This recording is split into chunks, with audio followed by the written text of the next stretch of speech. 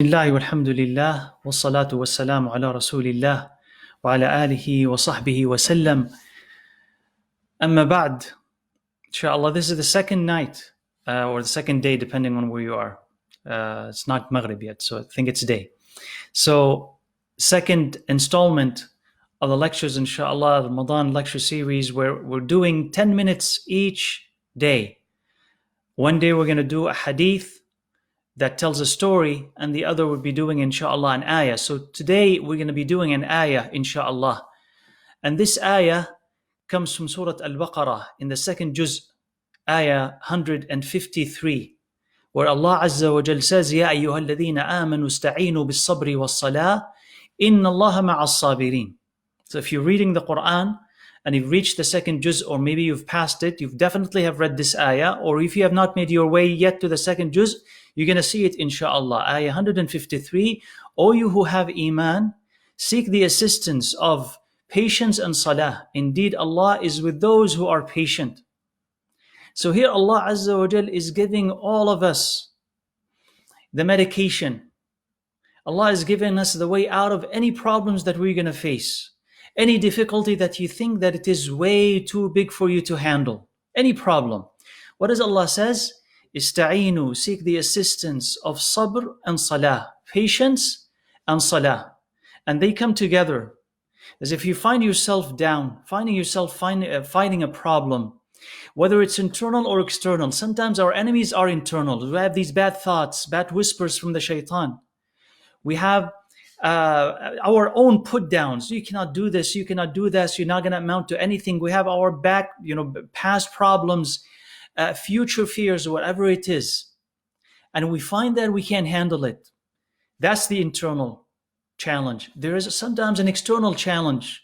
We can call it an external enemy. It could be the shaitan. It could be someone who's trying to hurt us, to plot against us, or it could be a friend, a loved ones, but he had hurt us as well. And that happens. So how do I overcome this? How do I overcome my attachment to sin? And I love it, and I like it, and I depend on it. How do I inject energy into myself? I want to worship Allah. I want to be better, but I don't have energy. I want to fast better. I want to pray at night. I want to read more of the Quran, but I find myself depleted of all energy. How do I get what I want? How do I overcome my obstacles? And Allah says, Ista'inu, seek the assistance of patience and salah. Because if you seek the assistance of those two things, you'll be able to overcome anything, inshallah, in your life. And I really mean everything. See, in the Quran, Allah Azza wa Jal went so far as to say, إِيَّكُمْ مِنْكُمْ عِشْرُونَ صَابِرُونَ يَغْلِبُوا مِئَتَيْنِ. If there are 20 patient among you, they can defeat 200. Can you imagine?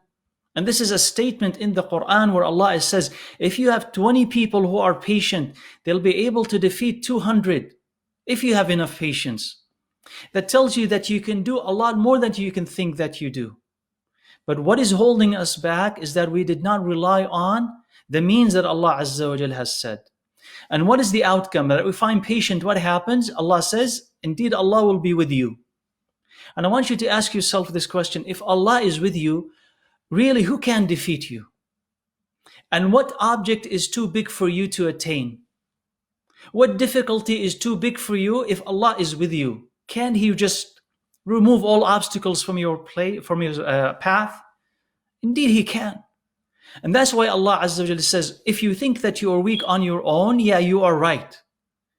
But you're not weak if you are with Allah Azza wa Jalla. So seek the assistance of patience. You say, well, how do I become more patient? First of all, focus on your salah. That's when you're about to pray those 5 daily salahs and you stand, pray them with khushu'. Pray them with ease. Don't rush. And in that salah, ask Allah Azza wa Jal for whatever you want. Ask Allah for whatever you want, including patience. Ya Allah, give me more patience. Give me more certainty that your promise is true.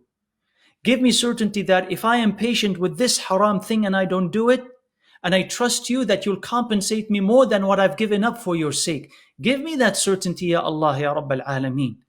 Give yourself to Allah. Give your pain to Allah and ask Allah to support you, and Allah will come to your rescue. So Allah Azza wa Jal, few ayahs after ayah 153, Allah says, وَلَنَبْلُوَنَّكُمْ بِشَيْءٍ مِّنَ الْخَوْفِ وَالْجُوعِ وَنَقْصٍ مِّنَ الْأَمْوَالِ وَالْأَنفُسِ وَالثَّمَرَاتِ. We are going to test you with some fear, some anxiety, some decrease in provisions, decrease in food, things that you dislike in general. But then Allah says, وَبَشِّرِ الصَّابِرِينَ. Give glad tidings and good news to those who are patient. This means that I and you, every single day, we're going to encounter something small or maybe something big that is going to make us uncomfortable. It's going to happen.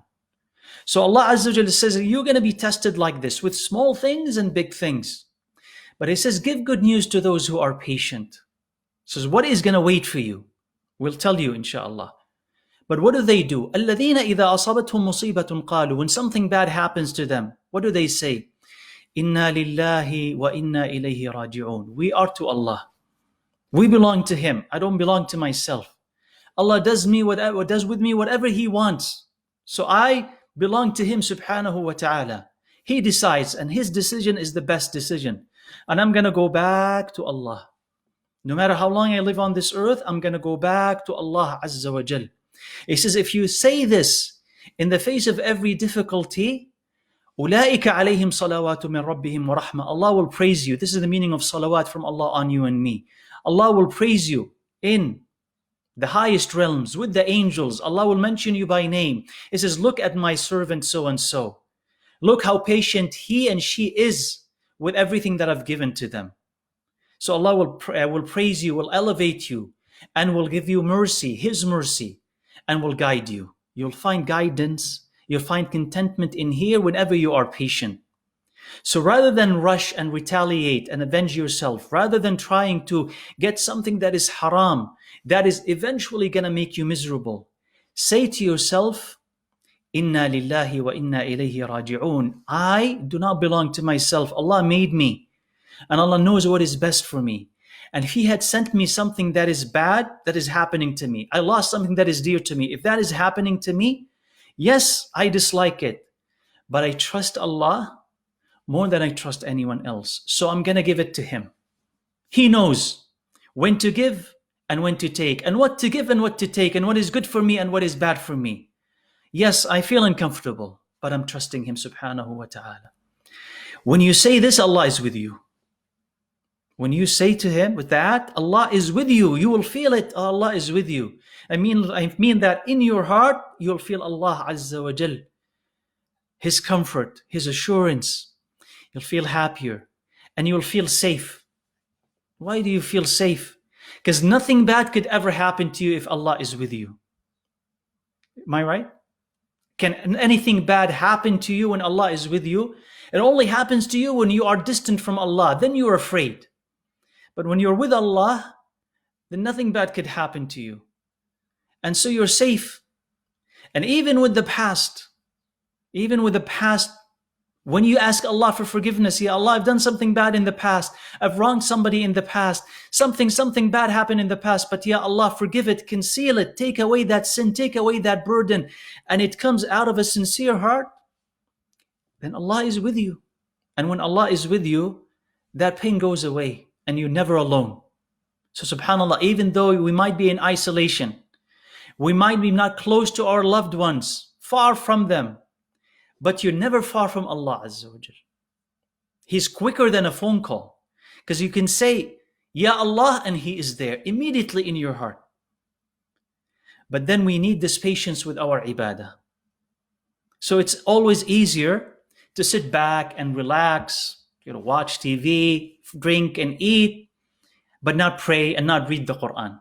It's easier. We're inclined to laziness and comfort. And if we're not used to reading the Quran is difficult. That we need patience over there. Patience to say what? No.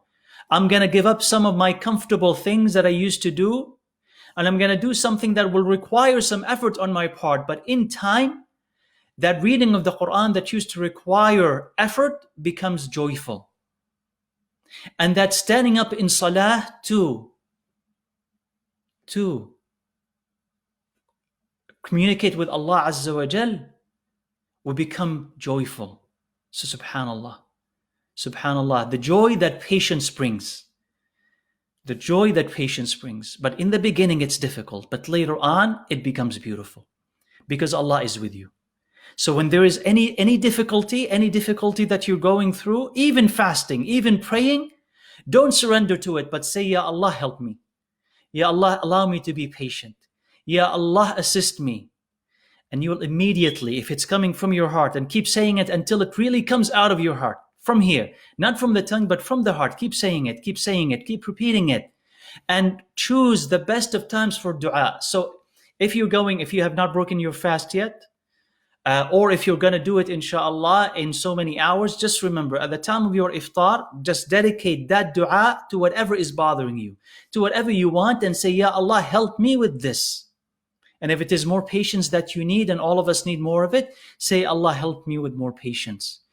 And keep saying it. And when it comes out of this pure heart, a pure dua, know that Allah Azza wa Jal is definitely going to answer it. You're in the month of the answering of the dua.